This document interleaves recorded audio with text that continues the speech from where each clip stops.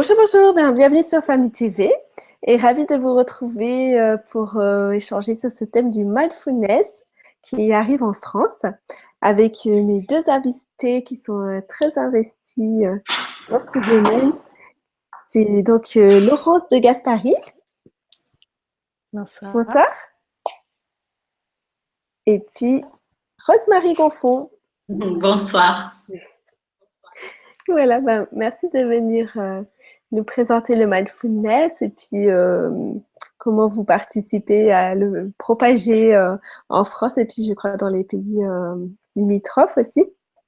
Donc, vous faites partie d'une association Enfance et Attention. Et puis d'autres, on va parler aussi.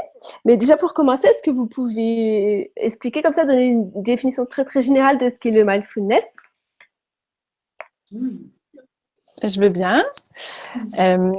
Donc, la mindfulness, qu'on traduit en français par méditation de pleine conscience ou de pleine présence, c'est la capacité de chacun à être dans l'instant présent, sans jugement, sans nécessité d'agir, avec bienveillance et curiosité, et de façon intentionnelle. Donc, c'est le principe de la méditation de pleine conscience ou de pleine présence. C'est une définition de Jon Kabat-Zinn qui a mis en place MBSR, Mindfulness Based Stress Reduction, la réduction du stress basée sur la pleine conscience. Et qui vient d'où alors ce programme? Le programme a été mis en place, créé par Jon Kabat-Zinn aux États-Unis, il y a plus de 40 ans maintenant, à l'université du Massachusetts. C'est un programme qui a été conçu au départ pour les adultes, un programme avec un protocole qui a été validé scientifiquement sur 8 semaines. Et qui est constitué de plusieurs pratiques, toutes basées sur l'attention à l'instant présent, tel qu'on l'a défini. Et Rose et moi, nous travaillons particulièrement sur l'adaptation de ce programme aux enfants et aux adolescents. Donc, en France, en Belgique et au Luxembourg. Et c'est surtout ces programmes-là qu'on accueille à l'association et dont on va parler ce soir. Super. Et donc, les enfants et les adolescents, ça concerne que le milieu scolaire ou dans d'autres cadres aussi? Je peux peut-être répondre à ce moment-là. Non, ces programmes, effectivement, s'adressent à la fois au niveau institutionnel, dans les écoles. C'est d'ailleurs, on est toutes engagées, tous engagés, parce qu'il y a aussi des adhérents hommes, me semble-t-il, Laurence, je crois, je ne sais plus, il me semble. Et donc, l'idée, c'est de pouvoir aussi intervenir à un niveau institutionnel autant qu'à un niveau privé. D'accord. Est-ce que je peux juste donner une précision sur la définition? Parce que sur la définition de la mindfulness, dans les mots qu'on a utilisés, chaque mot compte. Parce qu'effectivement, on pourrait se dire attentif à l'instant présent tel qu'il se déroule, c'est quelque chose de naturel et spontané. Effectivement, c'est une capacité que tout le monde a, mais qui demande un entraînement et une intention parce que notre esprit, notre cerveau a tendance naturellement à être souvent soit dans l'anticipation, soit dans le ressassement du passé. Donc, c'est pour ça qu'on insiste sur le fait de pratiquer et d'avoir cette intention d'être dans l'instant présent. Et également, être dans l'instant présent avec ouverture, avec bienveillance, parce que le cerveau également, naturellement, a plutôt tendance à être dans le jugement, dans l'association, qui font que quand on est attentif à ce qui se passe on a souvent tendance soit à comparer à des choses qu'on a l'habitude de voir, soit à avoir des automatismes qui font qu'on n'est pas 100% attentif à ce qui est vraiment. Donc, quand on dit avec bienveillance, c'est cette notion d'ouverture et de curiosité, et sans nécessité d'agir, c'est également parce que être présent à ce qui se déroule instant après instant permet de prendre du recul et de se donner de l'espace sans forcément être dans un objectif ou l'atteinte d'un résultat qui nous entraîne nécessairement à planifier ou à s'éloigner de l'instant présent.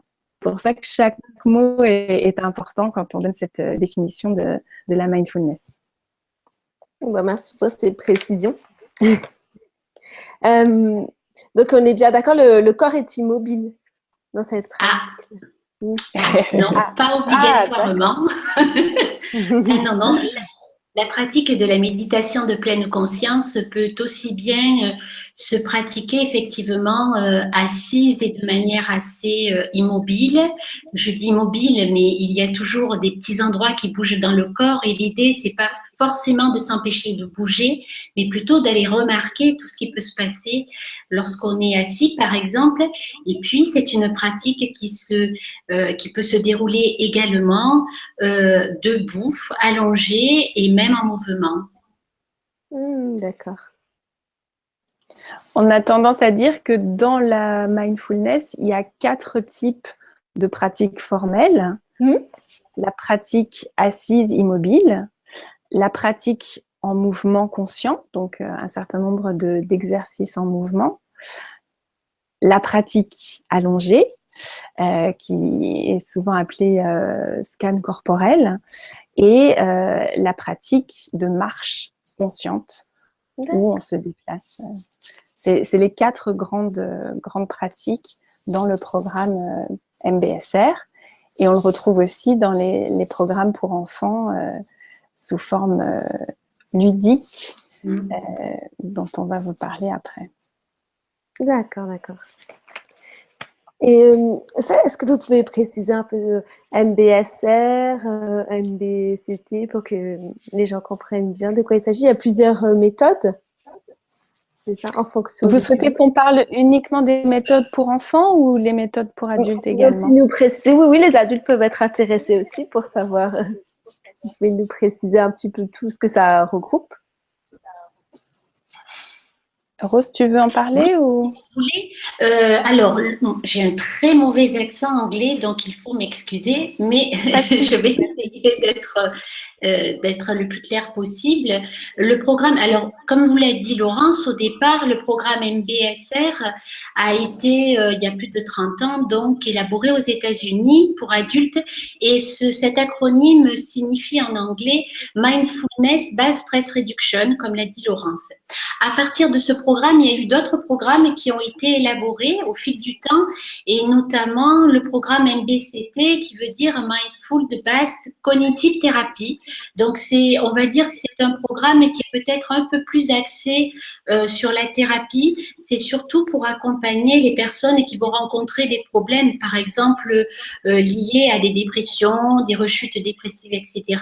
Quand bien même, on peut aussi suivre ce programme si on n'a pas de problématiques particulières également. Mais je vais dire qu'au départ, le programme MBSR est peut-être un programme beaucoup plus large et plus vaste et qui va s'adresser à un public effectivement plus large. D'accord. Donc ça, c'est les 2 programmes pour adultes. Et à partir de ces 2 programmes, un certain nombre de programmes pour enfants et adolescents ont été développés. Et au sein de l'association Enfance et Attention, on en a pour l'instant accueilli 4. Le premier programme, c'est la méthode Eileen Snell. Ensuite, il y a le programme Mindful Up de Jeanne Siofachin. Il y a également le programme .b qui est un programme anglo-saxon de Chris Cullen, qui n'est pas encore tout à fait traduit en français. Et puis le programme de l'UCL, l'Université de psychologie de Louvain-la-Neuve, en Belgique. Fait 4 programmes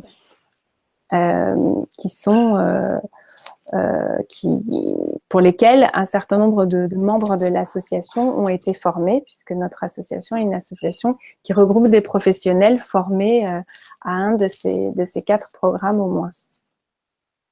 D'accord, d'accord.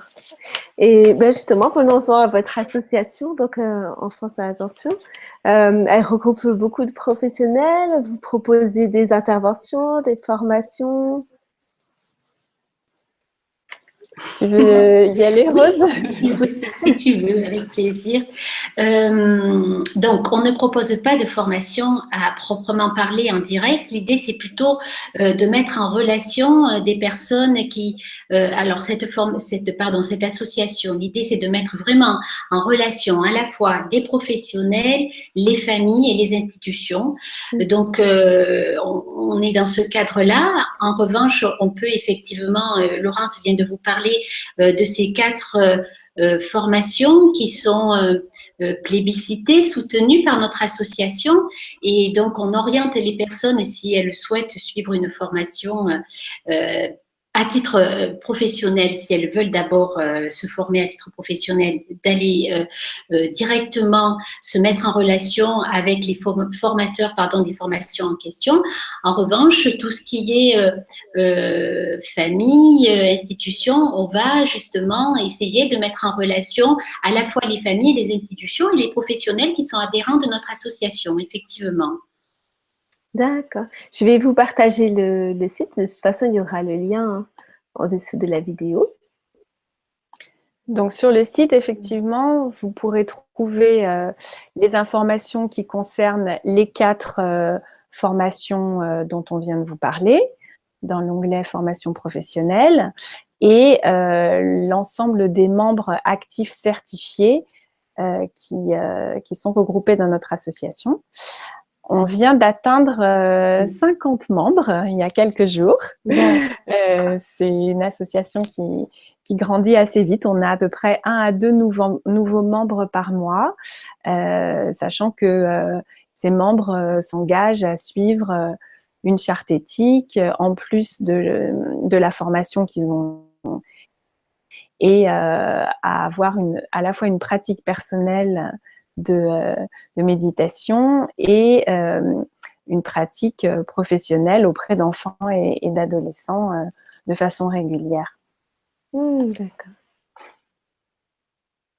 Et alors, est-ce que vous pouvez nous parler de vos interventions à vous, personnellement? Je ne sais pas qui c'est qui a envie de commencer.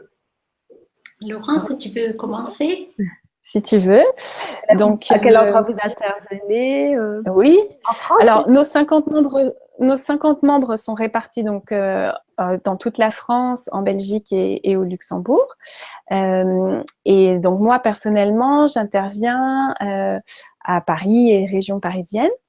J'interviens depuis maintenant 3 ans et demi, 4 ans dans les écoles. Surtout à partir de la grande section maternelle et en école primaire. J'ai commencé l'année dernière à intervenir en groupe privé, donc des petits groupes d'enfants. Quand j'interviens à l'école, je suis intervenue soit en classe auprès des enseignants, soit en activité périscolaire. Et maintenant, j'interviens essentiellement en classe avec les enseignants parce que c'est là qu'il y a le plus de suivi, puisque les enseignants qui accueillent nos interventions dans leur classe font un relais quotidien. Nous, on vient 1 fois par semaine pendant 8 semaines et l'enseignant, on lui indique un certain nombre de petites pratiques qu'il peut mener par tranche de 5 à 10 minutes les autres jours de la semaine. Donc, ça fait vraiment une régularité qui est précieuse pour les enfants pendant la durée du programme, qui est donc à peu près 8 semaines. Et pour les adolescents, ça peut aller jusqu'à 12 semaines. 10 semaines, Est-ce que vous savez si le programme est continué dans l'école? Vous avez des Alors, retours sur le oui, suivi? pour parler de mon cas particulier, certains enseignants, effectivement, quand ils ont commencé dans leur classe, continuent un certain nombre de rituels qu'ils ont mis en place. Et il y en a même qui ont modifié leur façon d'enseigner avec leurs élèves. Parce que c'est vrai qu'il se passe des choses assez riches en termes relationnels pendant le programme. Donc, en général, ça laisse des traces. Des traces positives, j'imagine. Et quels sont Celles dont on entend parler, en tout cas, oui. oui. Quels sont le genre de retours que vous avez des enseignants? Alors, j'ai eu des retours d'enseignants qui me disaient que, comme je vous l'ai indiqué, ça leur avait permis de considérer certains élèves autrement, différemment, parce qu'on sort de l'apprentissage classique, d'autant plus qu'on n'est pas là pour transmettre, mais vraiment pour inviter à vivre une expérience, à observer ses ressentis. On commence d'ailleurs le programme en expliquant bien qu'il n'y a pas de bonne ou de mauvaise réponse. Ce qui compte, c'est vraiment ce que chacun ressent pendant la pratique. Donc, ce changement de posture, de paradigme peut être assez riche pour les enseignants. Et puis, par rapport à certains éléments du programme, en particulier quand on parle d'émotion, quand on parle de pouvoir exprimer comment on se sent, les enseignants sont très demandeurs de contenu parce que c'est pas toujours évident avec des enfants assez jeunes de parler d'émotions et de savoir exprimer ses émotions. Donc, c'est des retours pour lesquels les enseignants nous ont remerciés parce que ça leur donnait et des outils, une posture et des possibilités d'échange assez riches avec les enfants. Et également en termes de climat de classe, en termes d'alternatives parfois à une forme de discipline où prennent pas bien, où on leur demande d'être calme et de se concentrer, là de leur donner des moyens de comprendre ce que ça peut être et Oui, et ça aussi c'est assez précieux. mais il est temps. Ah, c'est super, c'est une belle aventure. Est-ce que vous savez combien il y a de classes d'écoles qui se sont ouvertes au mindfulness à l'heure actuelle en France, par exemple? Alors, nous, on a certaines données, mais je laisserai Rose après expliquer son Ah oui, expérience personnelle. Hein. On va pas. Je réponds à cette question et oui, oui, oui, c'est oui. important qu'elle puisse aussi raconter son expérience.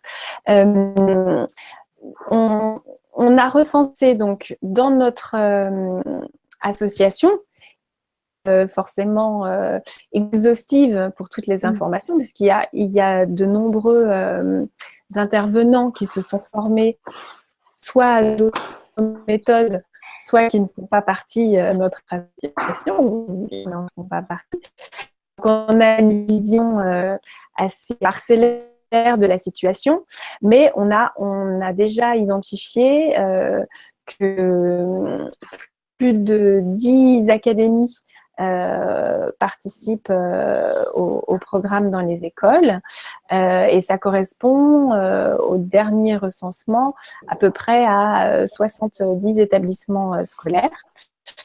Sans compter, comme je vous le disais, toutes les initiatives d'enseignants qui soit se sont formés par ailleurs, soit utilisent des CD, des livres pour faire des pratiques de méditation de pleine conscience à l'école. Donc, c'est quelques chiffres qui donnent un aperçu de la situation aujourd'hui, mais la situation évolue très vite. Donc, ces chiffres, oui, je pense que ces chiffres sont largement dépassés dans la réalité.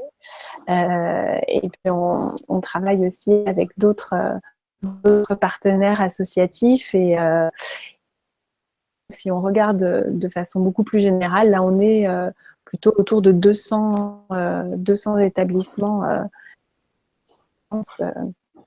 Donc, c'est des chiffres très encourageants. On se réjouit pour tous les enfants qui en bénéficient. Et Rosala, si vous voulez nous raconter votre expérience à vous. Avec plaisir. Moi, j'ai la chance je dis une chance parce que c'est vrai que c'est un beau métier. Je suis professeure des écoles au départ, à l'heure actuelle en disponibilité, donc ça me donne plus la possibilité de pouvoir intervenir au niveau de ces programmes dans les écoles. Donc, j'interviens plutôt en milieu scolaire parce que tout simplement, de par cette profession, c'est peut-être un peu plus facile pour moi d'intervenir et j'interviens notamment sur les écoles qui me connaissent. C'est vrai que c'est plus simple dans ce cadre-là. Donc, voilà comment j'interviens. Je suis… Oui, dans quelle région? Dans le sud de la France, peut-être que mon accent vous donne une petite indication. J'interviens du côté de Cavaillon, qui se trouve pas très loin d'Avignon, en Provence, dans les Bouches. Non, Cavaillon, c'est dans le Vaucluse. Oui. D'accord. Voilà. Donc, j'interviens sur plusieurs écoles et notamment sur des classes, ça s'échelonne. Alors, cette année, c'est plutôt à partir des CE2, donc des cycles 3, du CE2 jusqu'au CM2, mais je suis déjà intervenue avant et notamment à partir des grandes sections en fin d'année scolaire, puisque c'est quand même des programmes qui sont conseillés à partir de 6 ans pour les enfants. Voilà. D'accord. Et pareil, 5-6 ans. 5-6 ans. 5-6 ans. Oui. J'imagine que les retours sont assez positifs aussi. Oui, les retours sont positifs et c'est vrai, Laurence l'a dit, c'est toujours étonnant, touchant de voir les enseignants avoir un autre regard sur leurs élèves souvent. Et c'est cette chance dans ces programmes-là de sortir du cadre de la classe et du cadre de ce que font en général les enseignants et de proposer autre chose. Et notamment, il y a toute cette manière d'être qui est enseignée, qui est partagée. Cette manière d'être, cette façon de revenir sur soi, d'aller explorer son jardin intérieur, cette façon, comme disait Laurence, d'aller explorer nos émotions, de remarquer qu'est-ce qui se passe en nous lorsqu'on a des émotions et qu'est-ce qui se passe. Le fait de savoir ce qui se passe en nous, ça nous permet forcément de nous ajuster aux autres parce que on va pouvoir reconnaître chez les autres les émotions qu'on a d'abord appris à reconnaître chez soi, en soi.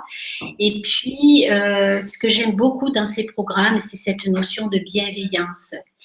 Et Laurence l'a dit, forcément, cette notion de bienveillance qui est toujours là, qui accompagne toujours toutes les séances, permet d'avoir un climat de classe qui s'améliore quand même. Il y a plus d'écoute et effectivement, il y a cette bienveillance qui est toujours là.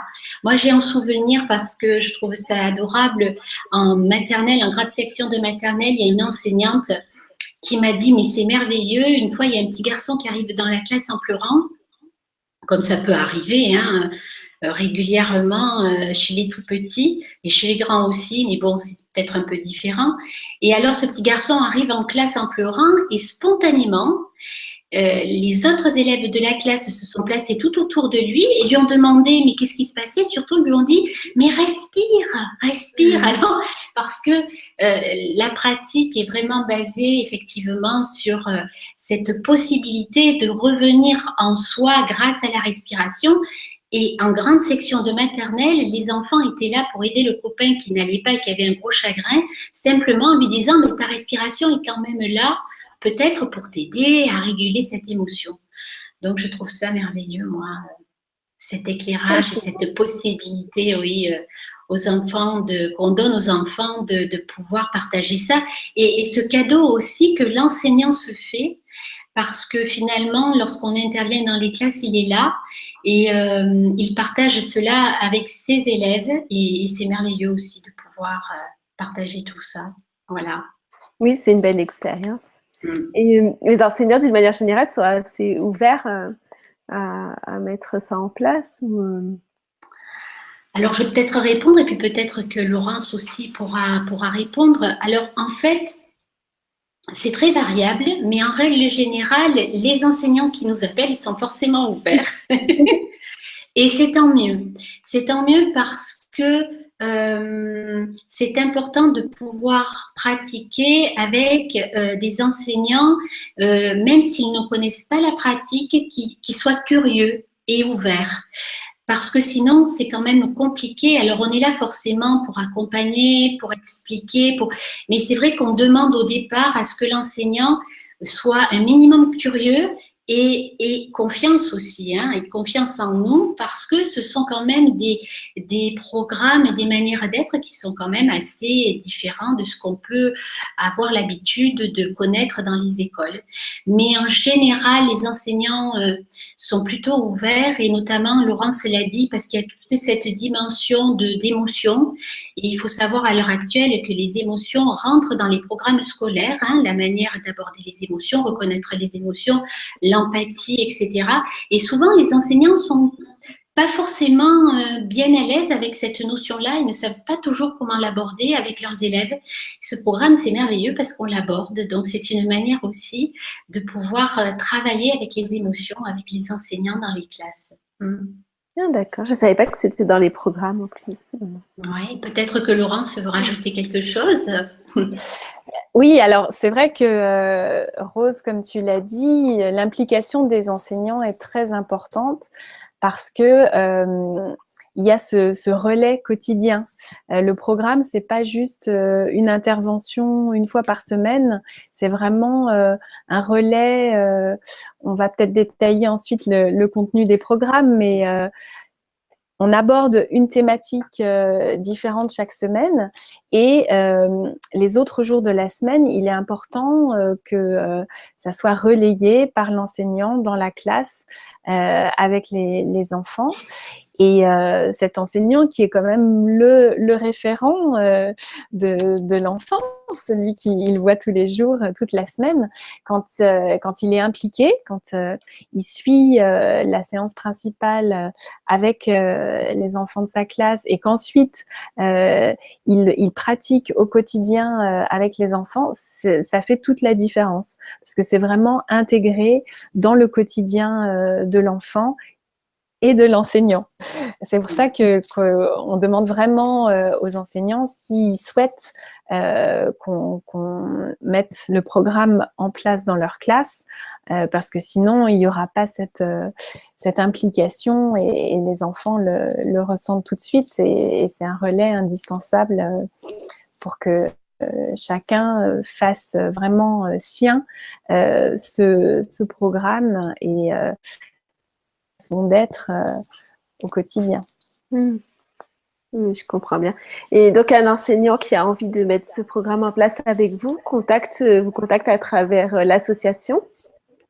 Tout à fait. Et voilà, il trouvera comment vous allez les faire mettre en place. Tout à fait. Ça, c'est pour mettre en place dans sa classe. Et s'il souhaite, lui, se former pour pouvoir le mettre seul en place dans sa classe, sur le site de l'association, il verra toutes les informations pour les 4 centres de formation dont on a parlé et pouvoir se former lui-même. D'accord, d'accord. Super programme. Et après, il y a des groupes privés. Ça, ce sont les familles qui vous contactent? Oui. Pour les groupes privés, c'est les familles qui nous contactent. Il y a aussi des interventions plus au niveau d'autres institutions, par exemple au niveau médical ou dans d'autres domaines. Donc, on peut accompagner d'autres types d'institutions que les écoles. Il s'agit d'enfants et d'adolescents. Voilà, comme ça, il y en a pour tout le monde. Oui. Et bien, tout à l'heure, vous parliez de détailler le contenu des programmes. Si vous avez envie de nous en dire plus sur ce qui se trouve dans les programmes, ce sera avec plaisir. Tu veux y aller, Rose? Si tu veux. Alors, donc, je vais surtout parler du programme que je connais le mieux parce que, mais en général, tous les programmes ont quand même à peu près la même base. Les 4 programmes qu'on accueille à l'association ont la même base puisque c'est la base justement MBSR adaptée aux enfants et aux adolescents. Tout à fait. Donc l'idée, j'en parlais tout à l'heure, il y a des temps de pratique, donc qui peuvent aussi bien se faire, on l'a dit, assises, ou alors des temps de pratique assises, ou alors des pratiques debout, pourquoi pas allongées, et en mouvement. Chez les enfants et même les adolescents, il y a quand même cette idée de pouvoir pratiquer avec tout le corps. On médite avec tout le corps, donc le corps est important. Il y a des temps d'échange, et ça c'est très important également, d'échange et de partage dans l'expérience qu'on a vécue. Donc l'idée c'est que les enfants ou les adolescents puissent exprimer ce qu'ils ont ressenti dans ces temps de pratique. Et puis, il y a forcément un thème central à chaque fois dans la séance. Donc, ce peut être effectivement l'attention, ou alors encore les émotions, ou alors la bienveillance.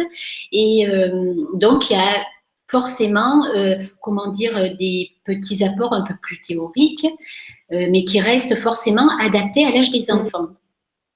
Forcément, plus les enfants sont jeunes, mais même chez les adolescents, ça reste quand même assez ludique, et c'est important pour que les enfants puissent y adhérer. Il faut qu'on se sente bien, que ce soit confortable, même s'il y a un cadre. Mais voilà, ça c'est important, le confort pour éviter la tension, le stress, ce genre de choses.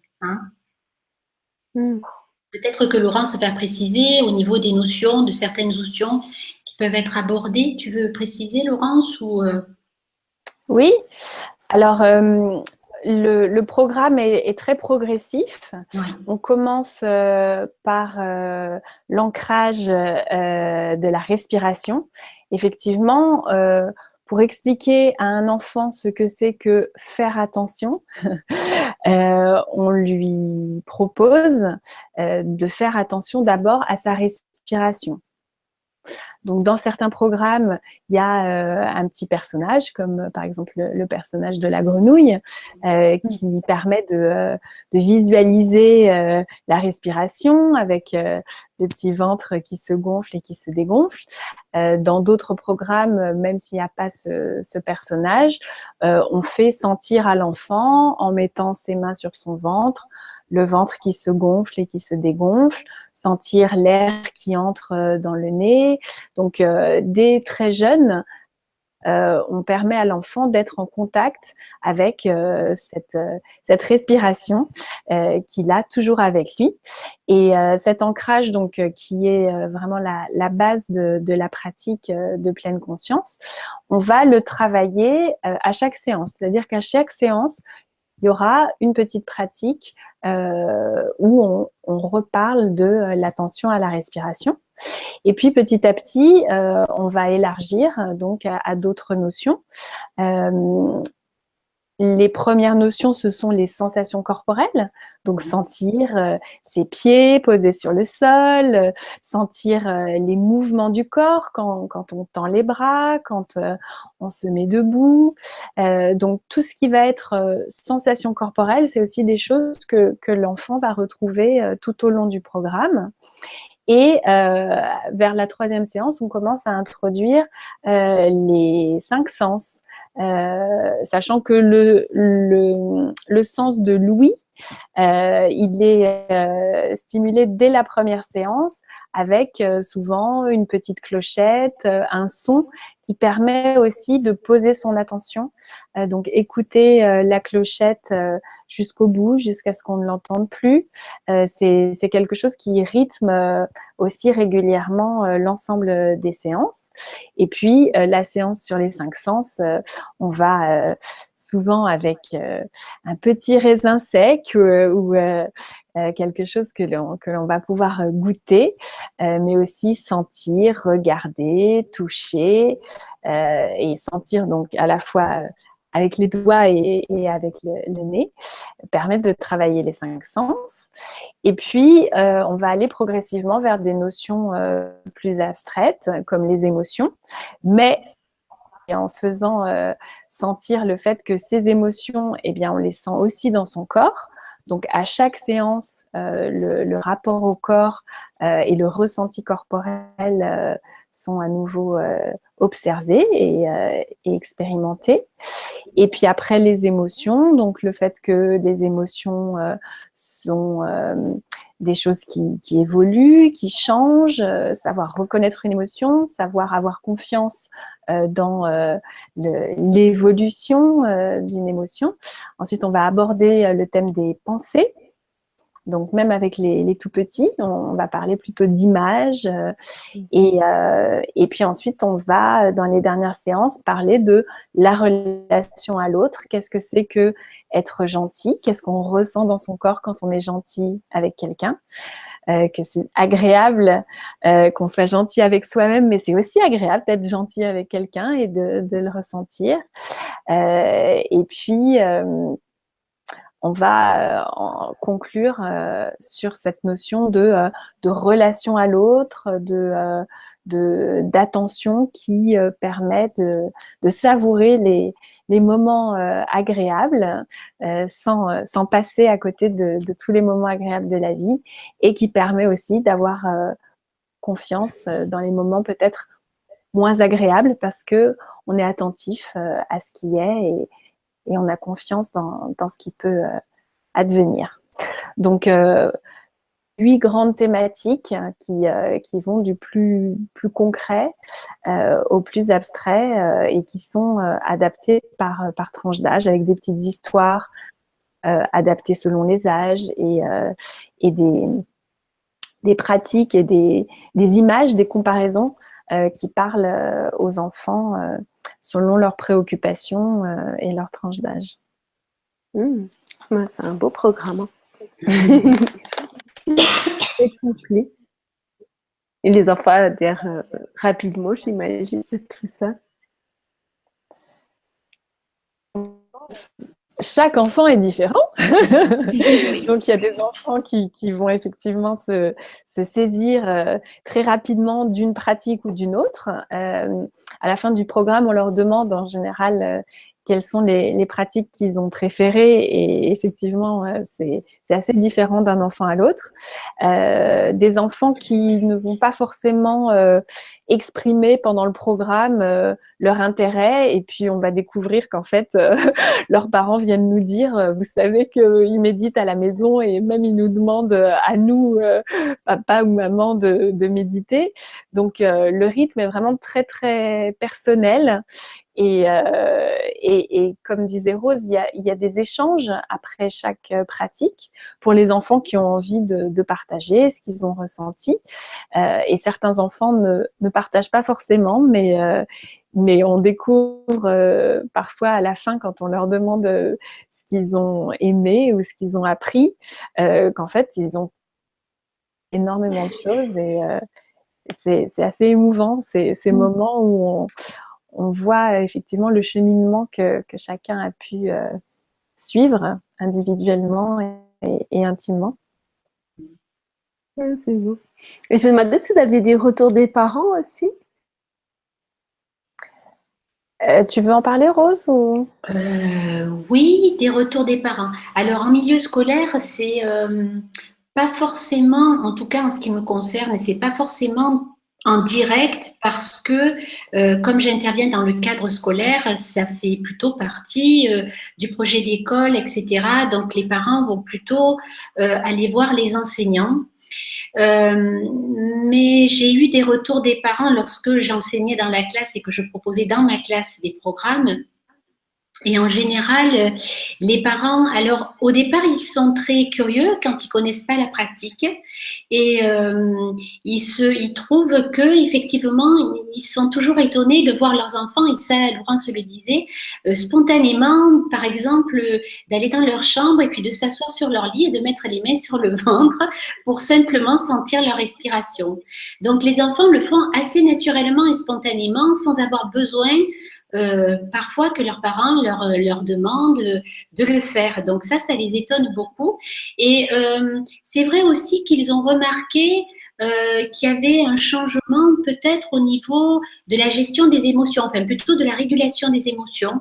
Ça, c'est quelque chose où ils ont plus tendance, les enfants, à verbaliser, à avoir l'habitude de plus dire les choses. Et ça, c'est assez nouveau aussi pour eux. Donc, en général, les parents sont plutôt contents et curieux. Hein. Parfois, d'ailleurs, l'idée, c'est aussi d'orienter les parents, alors naturellement, dans un premier temps, sur les livres qui sont écrits en fonction de la pratique, de la méthode, entre guillemets, qui est proposée avec les enfants. Ça, c'est vraiment au départ une des premières choses à faire. Et puis après, si les parents sont vraiment demandeurs, pourquoi pas les orienter sur une pratique pour eux-mêmes parce que ben, on a tout à y gagner. Parce que lorsqu'on pratique pour soi-même et qu'on est papa ou maman, eh bien forcément, il va y avoir des choses qui vont, comment dire, diffuser. Et puis parce que ça peut être joyeux et magnifique de pratiquer en famille aussi.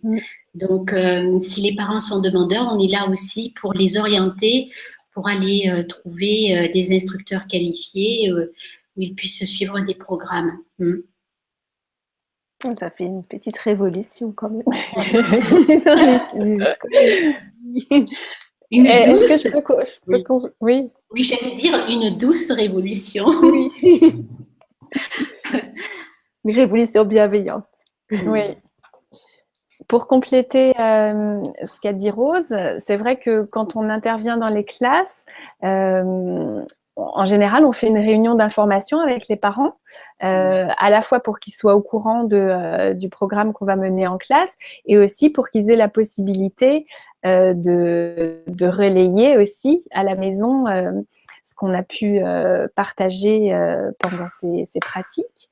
Et souvent, il y a une sorte de soulagement quand on dit aux parents qu'on va expliquer à un enfant ce que c'est faire attention. Parce que souvent, on dit à un enfant « fais attention » ou « concentre-toi » ou « calme-toi », mais on ne lui dit pas comment faire.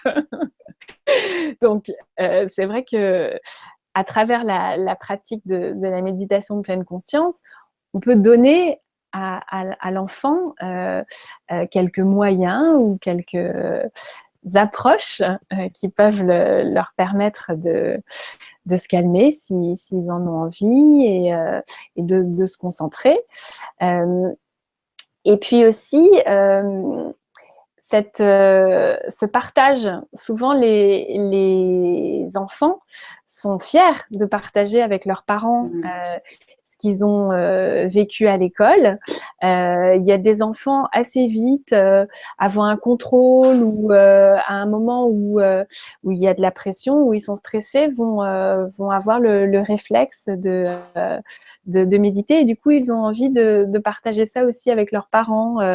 Moi je me souviens d'un voyage scolaire qui était en préparation dans une classe et les enfants avaient demandé et avaient dit à leurs parents dans le car quand on partira est-ce qu'on pourra méditer. Donc ça fait des enfants qui étaient un peu anxieux du départ en car et donc la maîtresse avait dit mais bien sûr et les parents étaient très curieux de savoir effectivement comment ça se passait. Donc ça, c'est vraiment des échanges formidables parce que tout le monde en profite et il y a cette transmission, ou même dans la cour de récréation, dès la première séance parfois, les maîtresses nous disent là, dans la cour, il y a un élève qui est tombé et d'une autre classe et mes élèves sont venus le voir pour lui que il pouvait poser ses mains sur son ventre et que ça allait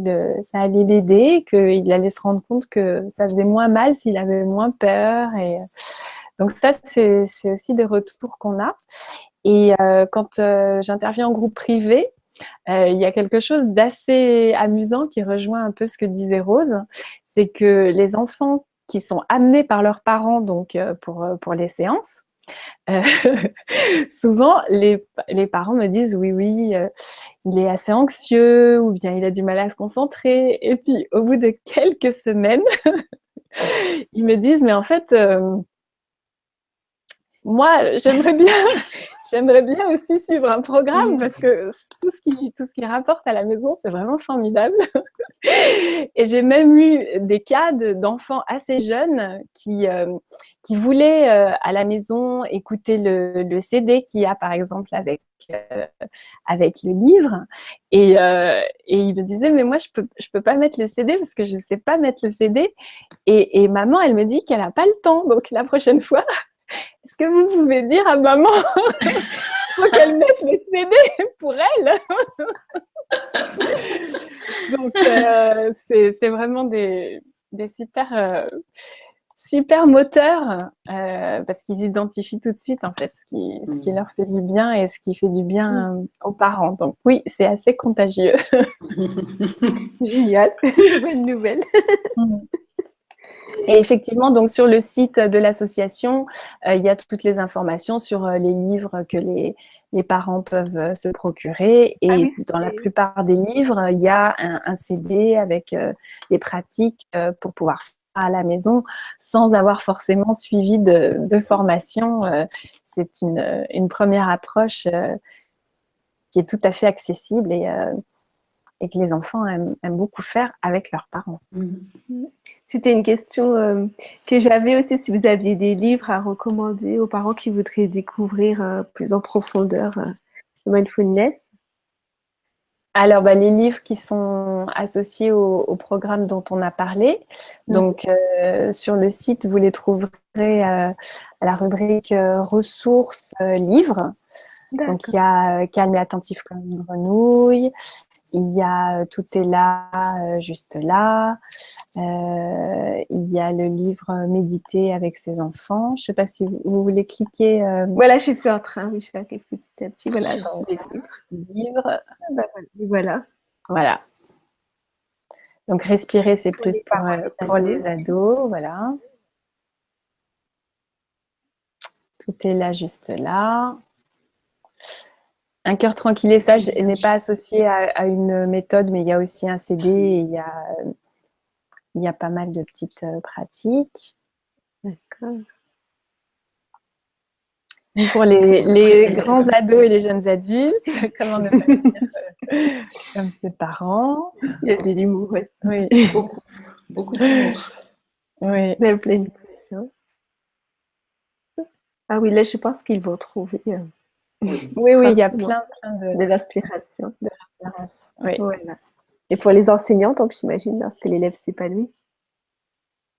Oui, alors là, c'est aussi pour les parents, c'est un tour d'horizon de différentes pédagogies de la bienveillance, dont la pleine conscience. Là, c'est plus pour savoir ce qui se fait et c'est plus orienté effectivement pour les enseignants ou les parents qui s'intéressent à la pédagogie. D'accord. Super. Alors, ce qu'on avait dit, c'est qu'après cette petite présentation, si vous avez encore des questions, si vous posez des questions, vous pouvez les mettre en dessous de la vidéo et on est partant pour vous faire un direct en répondant à toutes les questions qui peuvent encore se poser sur le mindfulness et sur votre pratique à vous particulièrement, bien sûr. Voilà, est-ce que vous avez des choses à rajouter? Alors, on fixera la date après, la date du direct. Hein? Oui, voilà, on va voir si dès que les gens ont des questions, selon les retours, on se contactera et puis on fixera une date. Avec plaisir. Avec plaisir. Voilà, en tout cas, Merci peut beaucoup pour ajouter votre quelque chose? Je peux présentation. ajouter Mais quelque chose? oui, Oui. Alors, de dire que effectivement, si ça intéresse des parents ou des enseignants, il est utile et intéressant de partir d'un ouvrage, un des ouvrages qu'on a cités. Pour les enseignants, il y a aussi une mallette pédagogique spécifique merci. qui existe mais qui n'est accessible que pour les enseignants. Donc, je ne sais D'accord. pas si vous souhaitez que Mais il y a qu'on des en enseignants parle. qui suivent pas TV aussi, donc c'est bien de le Voilà, préciser. donc c'est une mallette qui est vendue sur le site de Milan, les éditions Milan, en collaboration avec les arènes. Il y a également un certain nombre de cahiers d'activités que les parents ou les enseignants peuvent se procurer. Et donc, ce sont en fait des initiations, des sensibilisations à la méditation de pleine conscience. Et s'ils ils rencontrent des difficultés, puisqu'ils ne sont pas forcément formés pour ces programmes, là, s'ils souhaitent aller plus loin, effectivement, c'est à l'association, on peut les orienter pour aller plus loin. Parce que certaines personnes vont très facilement pouvoir faire une sensibilisation avec leurs enfants ou avec les élèves à partir des livres qui sont accessibles au grand public ou avec la mallette pédagogique. Mais pour d'autres, il est important d'être un peu plus accompagné. Donc, ne pas se décourager parce que certains peuvent penser ah ben c'est pas pour moi, c'est peut-être simplement que il y a besoin de un peu plus d'accompagnement et un peu plus d'approfondissement pour pouvoir le partager et le transmettre aux enfants. C'est important. Oui. Ben, merci beaucoup. C'était vraiment très, très Merci à intéressant. vous. Et puis, enthousiasmant de voir que tout ça arrive dans nos écoles. Et puis, voilà, j'espère à une prochaine fois. J'espère qu'on va pouvoir de nouveau répondre aux questions des gens et puis échanger sur ce sujet. Avec plaisir, en tout cas. Avec grand plaisir. Merci, à bientôt. À bientôt. À bientôt.